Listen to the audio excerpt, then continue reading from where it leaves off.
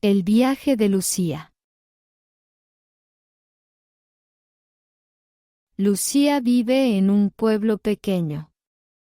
Un día, decide explorar el campo en su bicicleta. Lleva una mochila con agua, una manzana y un cuaderno. Está emocionada por la aventura. Lucía pedalea por el camino.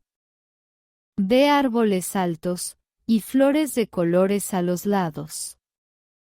El sol brilla y los pájaros cantan en el cielo.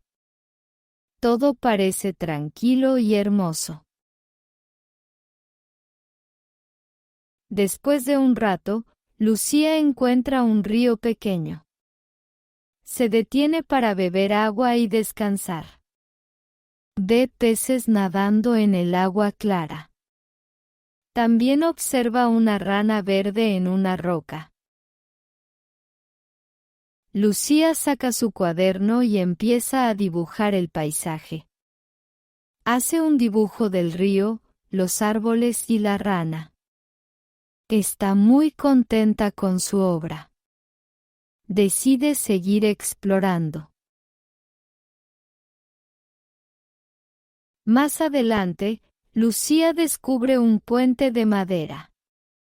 Lo cruza con cuidado y llega a un prado grande. Hay muchas mariposas volando y flores silvestres. Lucía se siente feliz y libre. Cuando el sol comienza a bajarse, Lucía regresa a casa. Está cansada, pero sonríe porque tuvo un día maravilloso. Guarda su cuaderno como recuerdo de su aventura. Fue un día que nunca olvidará.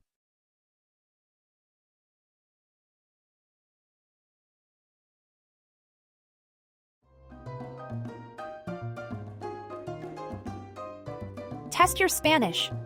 Fun, fast, and fluent.